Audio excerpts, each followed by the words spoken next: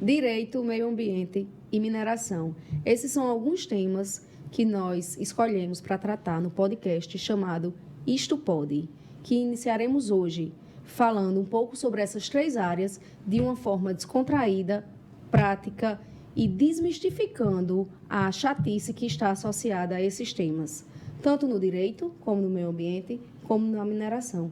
Então, sejam bem-vindos ao podcast. Eu sou Maria Clara Negreiros, advogada, atuo com direito ambiental e minerário há mais de 10 anos e estou aqui para bater um papo com os nossos colegas sobre isso. Então, eu sou Raul Leite da Costa, sou engenheiro ambiental, bacharel em CIT e atualmente atuo como consultor ambiental, né, nas três esferas dos órgãos licenciadores. Eu sou Eduardo Gugel, né? E sou engenheiro sanitário e ambiental. A gente vem aqui para deixar o licenciamento como um todo mais descontraído pela até experiência vivida da gente, que eu tenho quase 10 anos de experiência nos órgãos ambientais, tanto estadual como municipal. E é isso que a gente vai fazer aqui, bater esse papo e vamos dizer assim, descontrair o licenciamento ambiental, né? Então, assim, a gente vem bater esse papo aqui com relação a direito, meio ambiente e mineração e com foco mais também no licenciamento ambiental no dia a dia, nas experiências que a gente já vem, a bagagem que a gente já tem no licenciamento ambiental, e é isso. Então é isso, se você tem interesse de aprender um pouco mais sobre as temáticas propostas por a gente aqui hoje, bem como quer acompanhar um podcast que traga muita informação na prática, acredito eu que esse podcast é ideal para você tirar suas dúvidas, bem como já deixar um espaço reservado a perguntas, né? A dúvidas frequentes, já deixam as dúvidas para a gente aí no nosso canal. Dá um like, segue a gente também, ajuda a compartilhar essas Manda informações. para amigo, para irmã, para prima, para o tio, para todo mundo, bota no grupo da família. Isso fortalece o canal. Então, como tema para hoje, a gente traz o seguinte questionamento. Quem precisa de licenciamento ambiental? Nessa temática, eu passo a bola para a doutora Maria Clara, para ela poder falar um pouco sobre essa necessidade, né, de quem realmente precisa passar por um processo de licenciamento ambiental. Quais tipos de atividades precisam passar? De onde é que surgiu essa tal necessidade?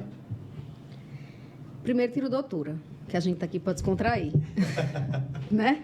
Então, o licenciamento ambiental, a pergunta é, quem precisa de licenciamento ambiental? Todo e qualquer empreendedor que trabalha com atividade potencialmente poluidora, ele vai precisar do licenciamento ambiental. Seja uma padaria, seja uma grande indústria de extração mineral.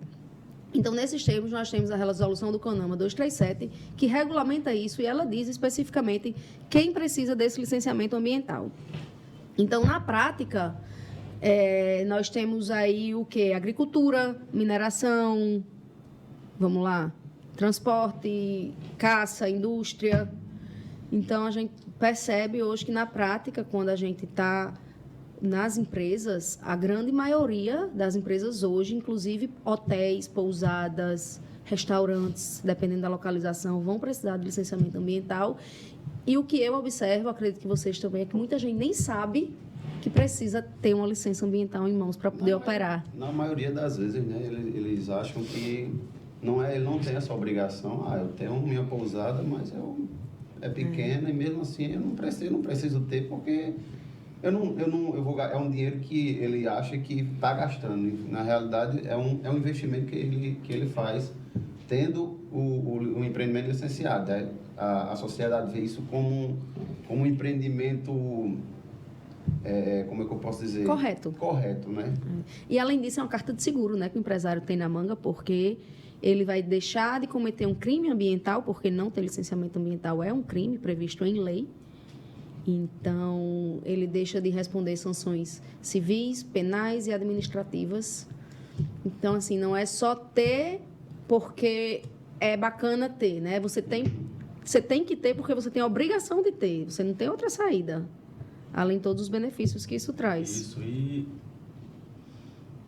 Eduardo tocou num assunto muito importante, que muitas vezes os empreendedores eles acham que não precisam, seja por um mau assessoramento ou por não ter de fato um assessoramento quanto a essa necessidade, quanto a trazer a necessidade, né, dessas pessoas que assessoram para o empreendedor para tal necessidade. Então, isso quando isso acontece, acaba que eles ficam com muitas dúvidas o tempo todo, recorrentemente tentam de uma forma ou outra ter uma consultoria gratuita.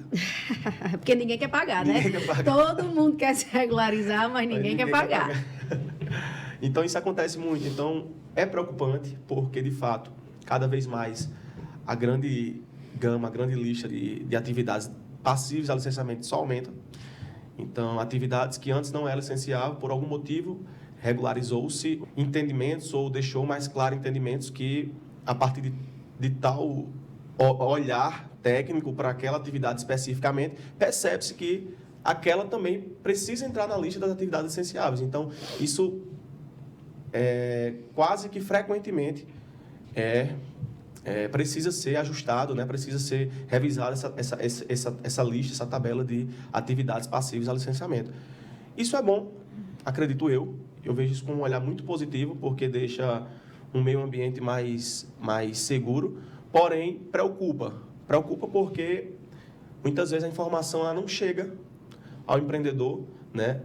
A informação não chega que, de fato, há uma necessidade que esse empreendedor regularize, há uma necessidade que essa atividade seja licenciada, e o que já vem é uma notificação, né, via os órgãos ambientais. Então, eu sinto um pouco de falta de mais esclarecimentos por parte do...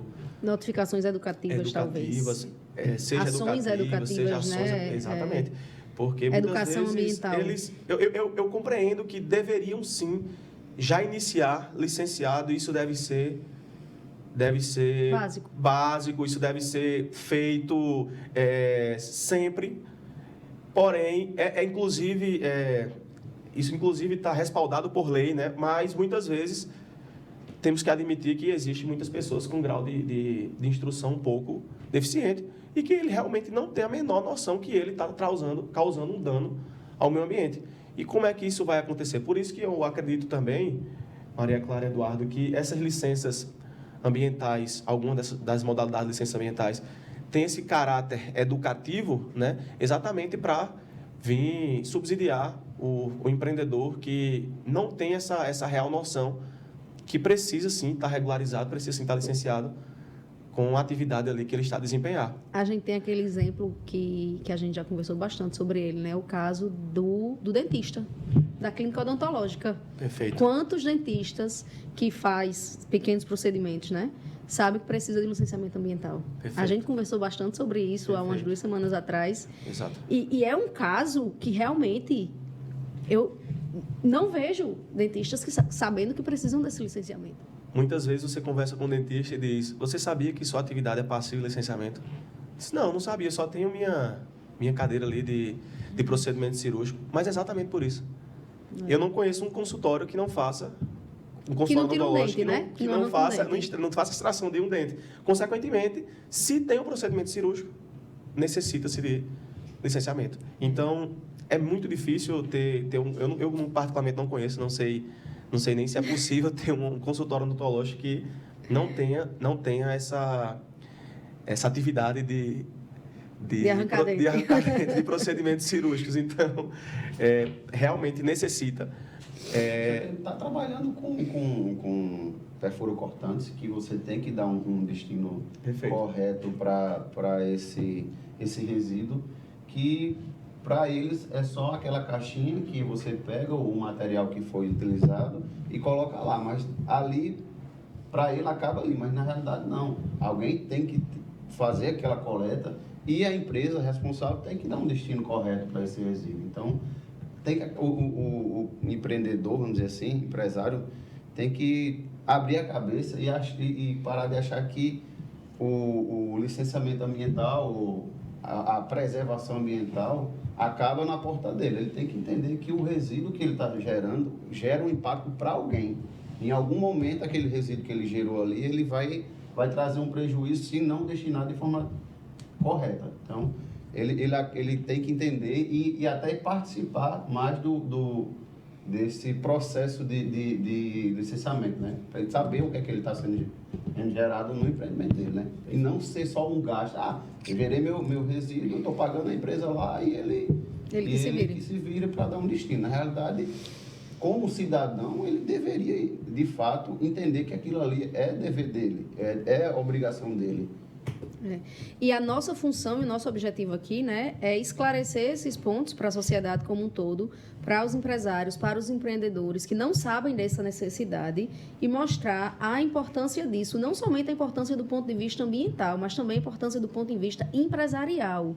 Porque uma vez que você está adequado à legislação, adequado às normas, adequado à legislação tanto ambiental como trabalhista, tributária vigente, você está crescendo com o seu negócio e minimizando os riscos. Então, esse é o nosso grande objetivo, né? É mostrar não o cego respeito ao meio ambiente, nem o meio ambiente, o respeito ao meio ambiente acima de tudo, mas sim baseado no tripé da sustentabilidade, que é o desenvolvimento social, econômico e ambiental, claro. A ideia é essa, é saber se isto pode, né? De fato. A ideia de empreendedor chegar e dizer, eu estou com meu empreendimento, eu posso fazer isso? Pode, por que não? Você tem um direito de empreender. Então, a gente só vai passar essa informação para o empreendedor que ele tem o direito de explorar aquela área, mas respeitando os limites dispostos em leis, em normas que norteiam a ocupação daquele lugar, né? Isso. Que também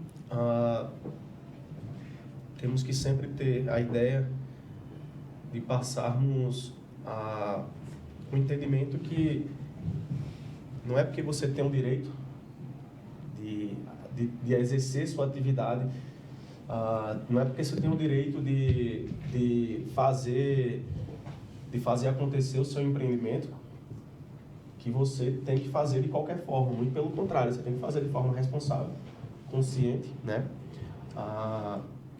Atentando-se a todas as premissas, né, que as legislações vigentes traz para a sua atividade em questão a ser desenvolvida. Não é toda a área também, né, que vai ter essa possibilidade de intervenção a depender da atividade que você quer instalar. Mas também tenham em mente que um não também não deve ser absoluto. Eu acho que deve Pode construir em área de preservação permanente? É isso. Pode. Depende. Né? Dependendo da situação, pode, porque não? Depende da finalidade. Pode desmatar a Mata Atlântica? Pode. Depende, né? Tudo Então, depende. tudo vai depender aí. Tudo Poder depende. pode. Pode, por que não? Né? Então, você não pode chegar lá com uma motosserra e sair cortando tudo. Você não pode. Exatamente. Fique claro que poder pode, desde que atenda o que a resolução preconiza. Então, assim, eu vou poder fazer um sistema de abastecimento, um sistema de esgotamento sanitário em uma área que é considerada como Mata Atlântica, de estado avançado e tal. Vamos fazer estudo. Vamos ver o que é que tem lá. Vamos elaborar o material para dizer, pode, pronto. Aquela região ali, vamos mapear. Então, aquela região ali, 50% eu vou poder suprimir. Então, a atividade de interesse social, interesse comum, ela pode e ela prevalece com relação à ocupação nessas regiões, né? Com que é Mata Atlântica, APP. Então, poder pode, desde que... Isto pode? Isto pode. Pode. Agora tem que saber, de fato, o que ele está querendo fazer lá. Não pode a qualquer custo, nem de toda forma, né? Pode, dependendo das normas e de como você vai fazer, para que você vai fazer, o que você vai fazer. Como você vai fazer. Principalmente, né? Como você vai fazer. Então, eu acho que essa é uma das principais mensagens que a gente tenta passar aqui é que o respeito ao meio ambiente, ele tem que existir, ele é importantíssimo, mas a adequação às normas é uma obrigação. É não achar que eu não posso e acabou. Isso. Não, vá procurar saber, procura a gente, procura a gente, procure se informar se realmente aquela área, de fato, ela pode ser ocupada. Por que não? Vamos lá estudar, vamos... Se fosse assim, a mineração não existia, né? Pois é. Eu costumo dizer que é um não com uma explicação. E não um não. Ainda rimou. E não por um não. É um não com explicação. Me fala por que não. Né? E muitas vezes a gente percebe que, infelizmente, acredito também que uma pequena minoria acha que tem esse entendimento que o não, ele é absoluto e ele não deve vir acrescido de uma boa justificativa. E acredito que as coisas não devem ser assim. Não é isso, Maria Clara? Acredito que devem ser discutidas do ponto de vista técnico. Por que não? E é claro que sempre salva resguardando o direito de ambas as partes, bem como o direito ambiental, bem como o direito administrativo, bem como o direito civil e por aí. Então, se essa discussão ela é feita nos moldes técnicos e chega-se a um não, né? Chega-se a um não, a uma impossibilidade de colocar um empreendimento em tal local, a instalar em tal local. Então, já na alternativa locacional, se isso é inviável, consequentemente, isso tem uma justificativa muito robusta do ponto de vista técnico por trás. Então, veja, não é um não pelo não, é um não com justificativa. Então, acho que... Não, é um não com... Não é um não, não, a sem rima. explicação. Não é um não sem explicação. É um não justificado, é um não com respaldo. Então, é isso. Eu acredito que a grande maioria de nossos contratantes, de nossos amigos, aparecem com bastante dúvidas nessa temática. E isso me causou um certo estímulo de fazermos de trazer esse momento, né? Um momento, como você bem colocou, Maria Clara, descontraído, um momento de ensinamentos e de aprendizados, mas que isso seja passado, né, para as pessoas também, que a gente não fique detendo apenas esse conhecimento entre a gente, até porque se ficar entre a gente, de nada adianta, né? Isso tem que ser disseminado e muita gente tem dúvidas sobre esses questionamentos. Muitos empresários, inclusive, eles têm dúvidas sobre os seus próprios empreendimentos e fazem errado, como você bem disse, ou por falta de conhecimento ou por mau assessoramento, que na verdade o mau assessoramento é praticamente um não assessoramento. É pior, na verdade, do que não ter, né? É melhor não ter do que ter Muitos empresários acham que a licença ambiental é um papel que você precisa, que alguém disse que você precisava, que na hora que você tira, você pega e bota dentro da gaveta. Eu sempre falo isso. E acabou. Então, assim... Os condicionantes, tchau, né? O empresário, ele tem que ver que ele investiu naquele trabalho, ele tem que entender que aquilo ali foi feito em prol da empresa dele. Então, assim, se ele seguir todas aquelas indicações, todas as condicionantes que foram atribuídas ao empreendimento dele, ele vai estar conforme a resolução e vai dar vamos dizer assim, esse apelo ambiental e essa valorização ambiental que dá uma certa credibilidade a ele. E felizmente está de acordo com as normas ambientais, com a ESG, com a sustentabilidade, está na moda, né? Então, felizmente está na moda, isso é bacana e que continue assim. Sim. O que eu vejo mais é o pessoal reclamando. Vamos agora para a polêmica, né? Tem que ter polêmica. A questão dos valores das taxas, realmente, muita gente, às vezes, já casos da gente na empresa, que o pessoal foi notificado, o cara humilde, só tem um lava-jato de fundo de quintal e realmente o cara lá só tem aquilo para viver, e quando a gente chega, é notificado, a gente passa o orçamento da gente e passa a taxa do órgão ambiental, ele disse, eu acho melhor fechar, porque para chegar um valor de pagar essa taxa, para pagar a taxa, não está falando nem do projeto, né? Para pagar essa taxa, eu passo 6 meses, 1 ano para juntar esse dinheiro. Então, assim, acaba que...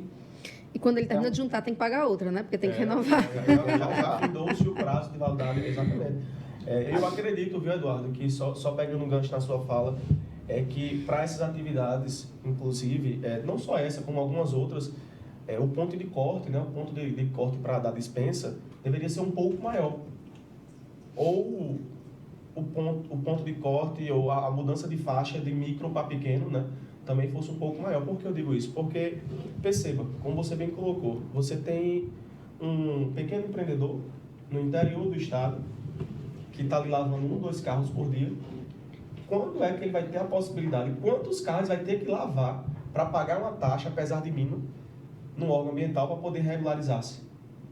Então, veja que o enquadramento para essa atividade especificamente já é muito restrito, muito pouco permissível. Por que eu falo isso? Porque qualquer lava-jato pequeno, ele já adentra aí no enquadramento como pequeno a médio. E a grande maioria, eu acredito como grande. Por quê? Porque as faixas do enquadramento, as faixas de mudança de enquadramento, elas são muito pequenas, considerando já o último estágio, que é o excepcional.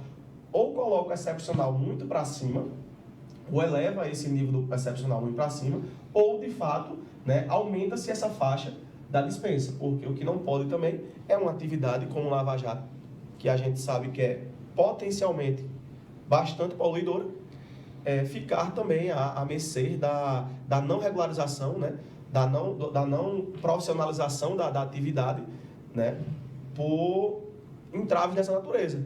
Veja, a boa-fé, Maria Clara, do empreendedor de querer regularizar.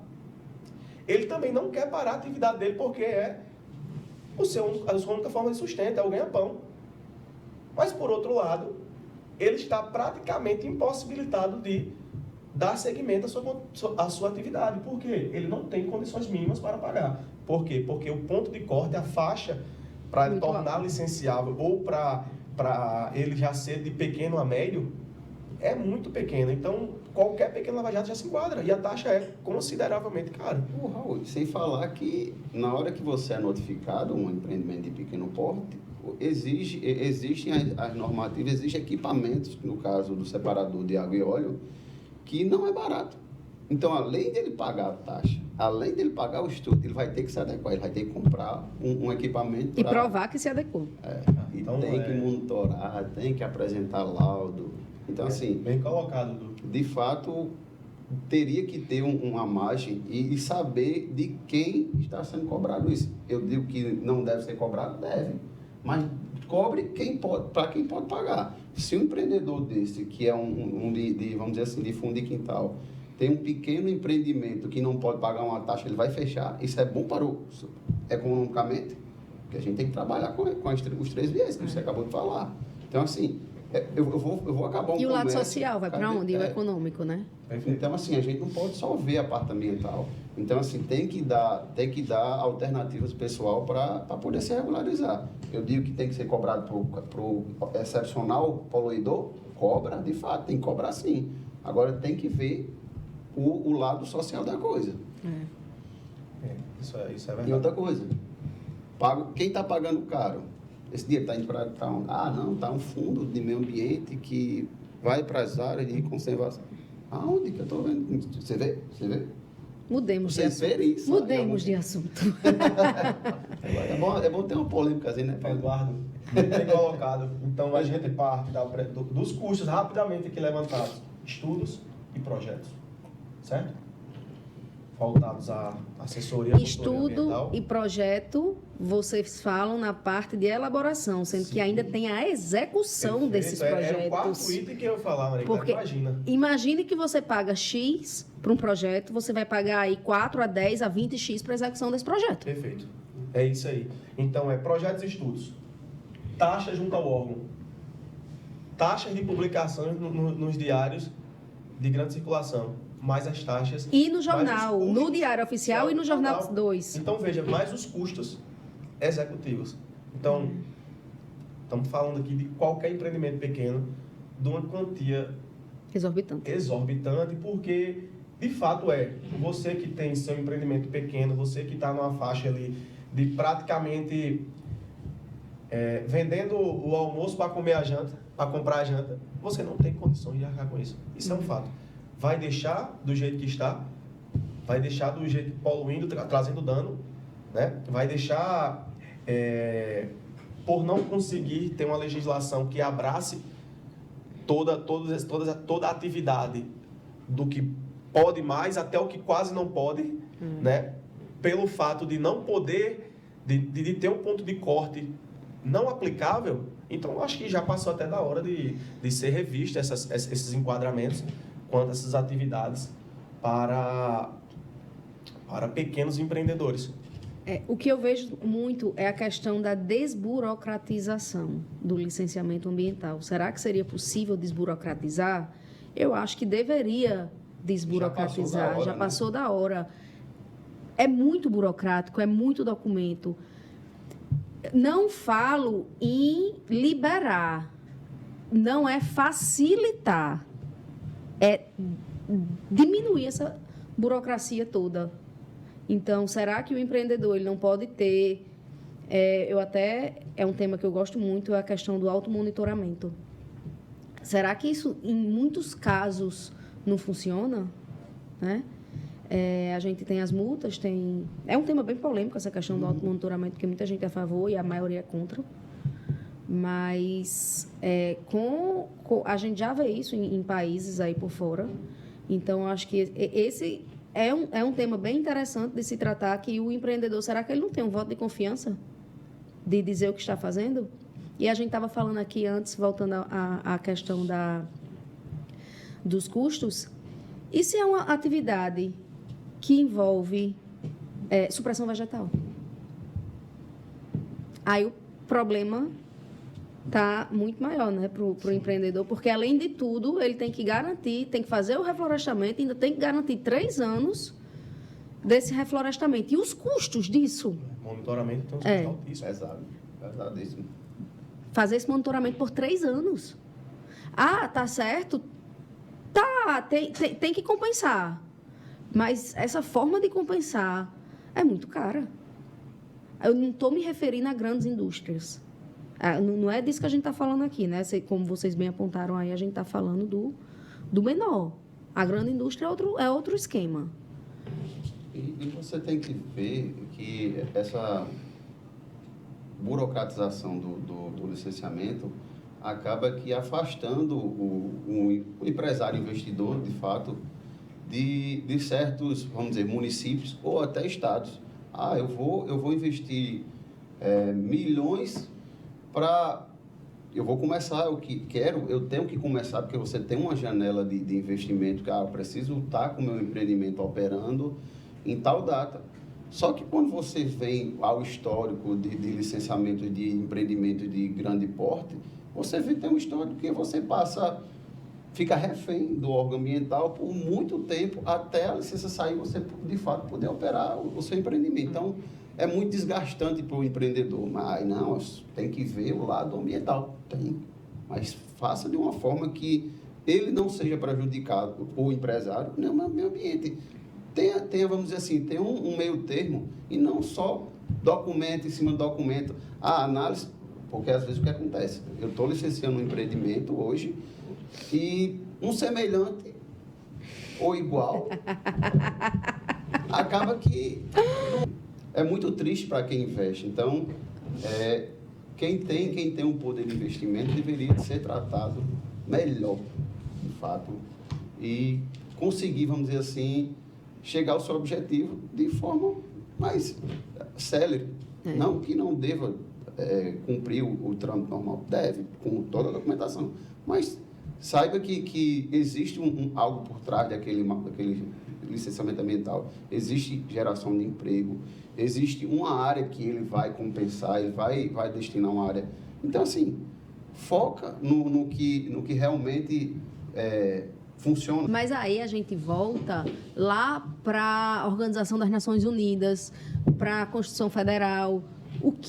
Qual é o objetivo? É o desenvolvimento sustentável. o objetivo dos órgãos de meio ambiente é tanto que aqui no estado é Instituto de Meio Ambiente? Não, é Instituto de Desenvolvimento Sustentável. A palavra-chave, na verdade, eu acredito que é equilíbrio. Perfeito. A palavra-chave é equilíbrio. Não é desmatar por desmatar, não é jogar poluente, não é desrespeitar o meio ambiente, mas é tornar o meio ambiente um meio sustentável e adequado e que gere renda. Porque a gente não vai viver de tomar água de coco e de comer laminha, né? Então, a gente, dentro da indústria de extração mineral, que é uma indústria que ela é muito mal vista, principalmente de 2019 para cá, aqui no Brasil, piorou muito. Então, ela é uma indústria que ela sofre uma carga muito pesada.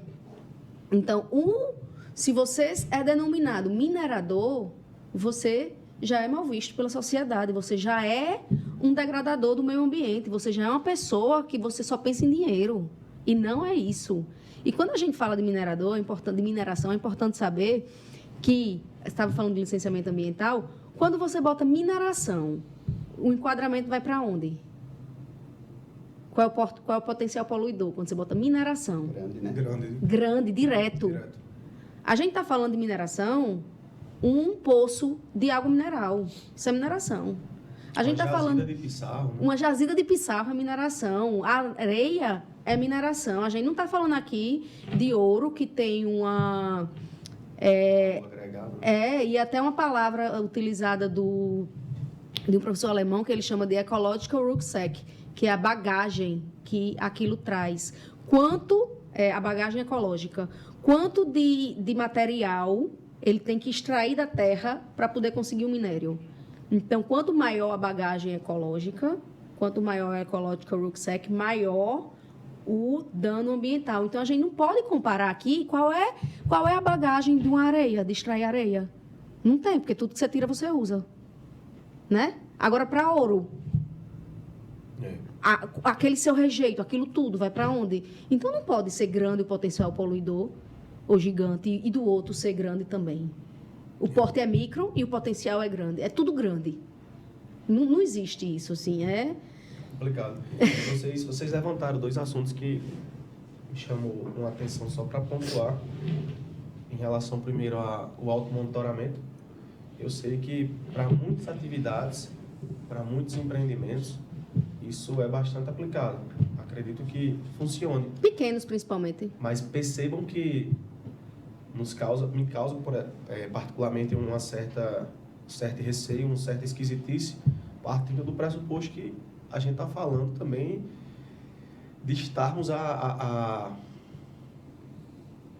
aceitar, né? de estarmos a mercê também das informações declaratórias, né? Então, assim... Perceba, mas é crime. Declaração falsa é crime. Código Penal. Tudo bem, mas mesmo assim ainda causa um certo receio. Perceba, independentemente de sabermos que dano ao meio ambiente, se você está causando dano, se você está poluindo, você está enquadrado em crime ambiental, certo? Mas a partir do momento que eu deixo um pouco flexível para um automonitoramento e deixo uma fiscalização mais carente, eu acho que, por algum motivo, a gente pode ter surpresas desagradáveis. Informações com vícios, uma forçação até de barra para chegar a uma resposta ideal para o órgão, que a gente sabe que na realidade não é. Então, ele não deixa de estar causando crime, ele não deixa de estar causando dano. Então, assim, sei e concordo que para algumas atividades... Para algumas, claro, não é para todas. É aquilo que a gente está conversando. Existem tipos e tipos de atividade. Como é que você vai cobrar de seu José, que tem o postinho dele, o lava-jatozinho dele lá no interior, que ele fique com aquele monitoramento trimestral de onde ele vai botar os efluentes líquidos dele. Muito complicado. É importante, mas é muito complicado. Então, a gente está numa situação muito difícil, porque eu acredito que o objetivo de vocês é o mesmo do meu, que é o desenvolvimento sustentável. É garantir, na verdade, a minha função hoje é o quê? É garantir ao empreendedor que ele trabalhe adequado à legislação ambiental. Perfeito. A minha função é essa. A minha função não é se ele está respeitando o meio ambiente ou se ele não está. Ele tem que estar. Para ele estar adequado à legislação, ele tem que estar. Então, até para isso que existe o compliance ambiental. Perfeito. E já em relação, Eduardo, que você comentou também em relação à morosidade junto a um órgão, é aquela coisa que a gente sempre conversa, né? Muitas vezes, de fato, acontece de o órgão estar, sim, moroso numa análise, numa certa burocracia excessiva, talvez. Mas, por muitos outros casos, perceba que a gente já viu isso várias vezes na prática, né? Acaba que essa responsabilidade da morosidade é jogada ao órgão, mas, Maria Clara, muitas vezes a gente percebeu que isso é uma acusação, isso é algo que não existe. Para muitos casos, o órgão está coerente, está certo. As SP estão lá sem ser respondida, né? Exatamente, as solicitações estão sendo respondidas, o material não está contento, foi perdido prazos. Então, assim, várias vezes existe sim uma morosidade por parte dos órgãos, mas também sejamos os mais sinceros possível que deixe o entendimento claro.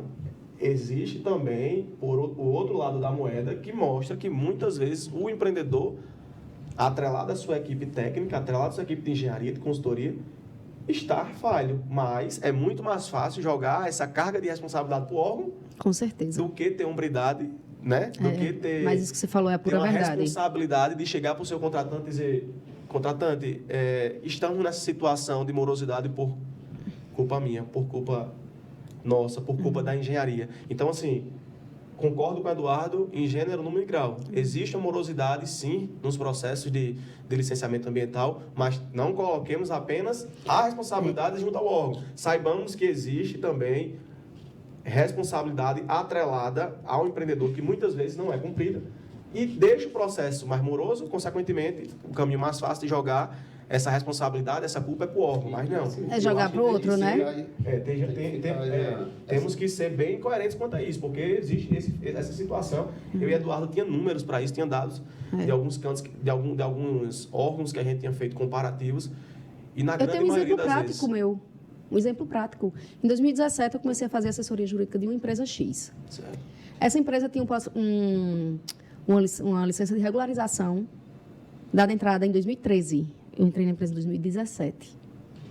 O que aconteceu? A empresa foi autuada, deu entrada no processo de regularização e, para ela estava regularizada, porque ela deu entrada no processo de regularização, então ela está regularizada. Certo. Nós estávamos em 2017. O órgão é moroso para a empresa. O que acontece? Quando eu fui ver o processo, quando eu peguei a procuração, fui no órgão, fui ver o processo estava cheio de solicitação de providência, cheio de estudos, muitas coisas o órgão estava pedindo, e a empresa vai recebendo, e não, eu já me regularizei, porque eu já dei entrada na licença de regularização. É a mesma coisa quando a empresa recebe, muitas vezes, uma licença de operação. Ela pega a licença, como você bem disse, feliz, né? Vai logo tomar um vinho, um chopp, um negócio, vai ali para o Outback comemorar, e vai operar e guarda a licença na gaveta. Isso. Ou então bota num quadro para ficar bonito, né? Mas nunca vê. Para ficar bonito não, porque tem que botar, mas enfim. E nunca vai olhar as condicionantes. Muita empresa nem publica. Será que nesse caso prático houve hombridade da gestão dessa empresa X de reconhecer que o erro não estava no órgão? Jamais. Ou será que o discurso dele para a sociedade, na oportunidade que eles tiveram, era dizer que passaram 4 anos no processo de regularização e o órgão foi moroso? Eu acredito que o discurso dele é jogar 100% dessa responsabilidade da morosidade para o órgão, o que eu acho completamente injusto. Injusto, com certeza. É hombridade e responsabilidade nas suas atitudes. Né? O que o empreendedor tem que ter ciência disso, como eu disse, você tem que ter como é que eu posso dizer? Você tem a responsabilidade de destinar o seu resíduo, como eu tinha falado anteriormente, mas você tem que acompanhar quem é que está acompanhando o seu processo no órgão ambiental. Eu paguei uma consultoria, ele resolva. Não. A responsabilidade é sua. É dele, a empresa é dele. Então, assim, se ele chega num caso desse, eu dei entrada, se virou e vou embora. Não, você tem que saber se o cara está respondendo a demanda da sua empresa. Não é só porque você contratou que ele... Tem que ter relatório, né? É. Tem que ter relatório. Eu lhe paguei tanto para você fazer meu projeto. Cadê a licença? Ah, tá aqui, pronto. Agora eu quero que você acompanhe minha licença. Eu quero que você me apresente os resultados, o que é que eu vou ter de benefício. Me explique porque eu tenho que licenciar, que é o assunto inicial, eu preciso licenciar, precisa. Agora eu também quero que você me explique qual é a vantagem que eu vou ter licenciando isso. Então, assim, quem está do lado do empresário, o consultor, ele tem que chegar e dizer, você tem que se licenciar, porque você precisa atender as normas e você precisa se adequar ambientalmente à resolução, à área, né? Você precisa ter as resoluções e leis para que você tenha que cumprir. Então, e também, quando mexe no bolso, é que o bicho pega. Então, assim, se você não se regularizar, se você não acompanhar a sua licença, você vai ser multado, você vai ser notificado. Então, você vai responder nas 3 esferas. Na verdade, quando a pessoa chega e recebe uma auto de infração, aí pergunta, que não está licenciado, né, Dudu? Aí pergunta, e agora? Eu recebi uma auto de infração, e agora? O que é que eu faço? Você vai ter 2 opções. Ou você vai responder o auto de infração, né? Você vai apresentar uma defesa administrativa, ou você vai pagar a multa e ficar quieto. Mas quando paga a multa, é isso que as pessoas não entendem. Não sanam. Você não sana o problema. Você matou uma parte ali, você pagou a multa. Sendo que o erro continua, você tem que reparar o dano. Perfeito. Então as pessoas não entendem isso. Acham que pagou a multa, resolveu o problema. Vou pagar uma multa aqui. Se for multa pequena, né? Aí vai lá e paga, tudo bem. O erro continua. O status do ambiente anterior, ele não volta. Então, não adianta você pagar a multa e achar que está tudo certo. Exato. E só complementando a fala de Eduardo há pouco, perceba, o empreendedor, de fato, acha que a responsabilidade também é só da equipe dele que trabalhou ou trabalha no processo de licenciamento ambiental e no ato administrativo da emissão da licença, por exemplo. Mas veja, muitos dos itens daquelas condicionantes, muitas vezes, estão voltados a cumprimento de um plano, cumprimento de um execução programa. Prática, né? Estamos falando de execução, que Dia a fica dia. voltado completamente à responsabilidade para o empreendimento. Então, ou seja, se não gerir bem todos os planos, programas, estudos que estão ali dentro do órgão ambiental e que, por sua vez, saiam com algum item que precisa de um melhor olhar, né? De um olhar mais minucioso nas condicionantes, ele está caminhando, ele está fazendo um árduo caminho ou um fácil caminho para perder sua licença, para ter sua licença revogada por descumprimentos condicionantes. Um exemplo prático, né? Você entrega um plano de gerenciamento de resíduos sólidos. Você está lá para cumprir o plano? Não. Você está lá para botar o resíduo no lugar certo, para destinar para o... Você não está, você entrega o plano. Né? Então, você apresentou lá dentro do prazo, Isso. 120, 90 dias, o que for. Mas a função de cumprir aquilo, de executar, de colocar, de destinar, não é sua. É da empresa. Relatórios. Então, assim, é complicado. Acho que essa parte, viu, Eduardo e Maria Clara, tem que sim ter um olhar clínico por parte dos empreendedores. Tem que haver, sim, esse gerenciamento por parte deles, porque muitas coisas estão voltadas à parte funcional do empreendimento. Então, cabe a eles, sim, ter um olhar mais apurado para isso e não achar que está tudo voltado apenas à emissão, né? Emitiu-se o ato administrativo de licença, está resolvido. Não, pelo contrário, como você já cansou de falar, a gente já cansou de conversar sobre isso. Recebeu licença, engavetou.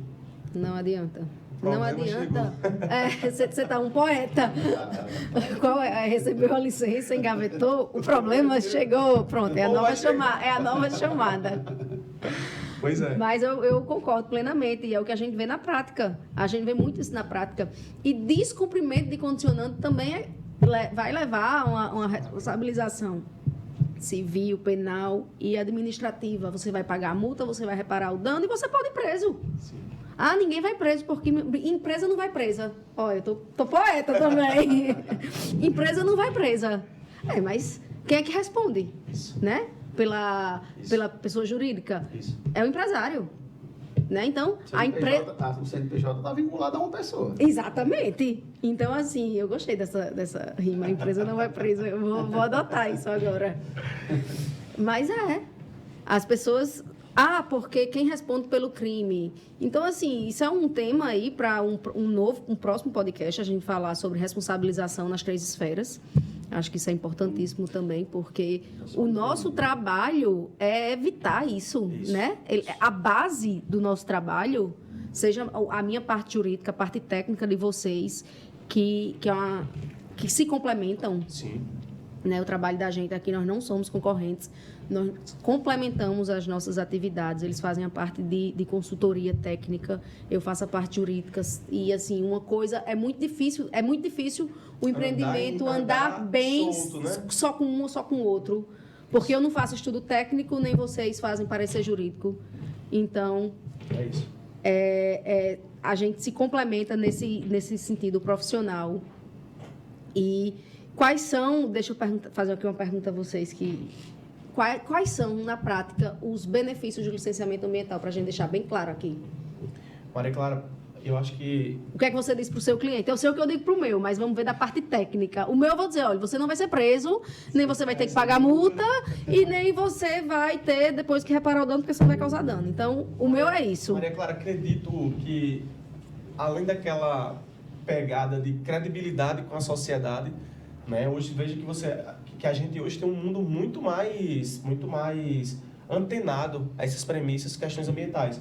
Então, quando a gente fala quais os benefícios, eu diria, do ponto de vista principal, a credibilidade com a sociedade. Acho que ponto 1, ninguém quer ter um cliente, ninguém quer ter um contratante, ninguém quer ter ali um consumidor do seu produto que tem uma impressão do seu empreendimento como inadequado, como algo que precisa se regularizar, precisa se andar na linha e não anda.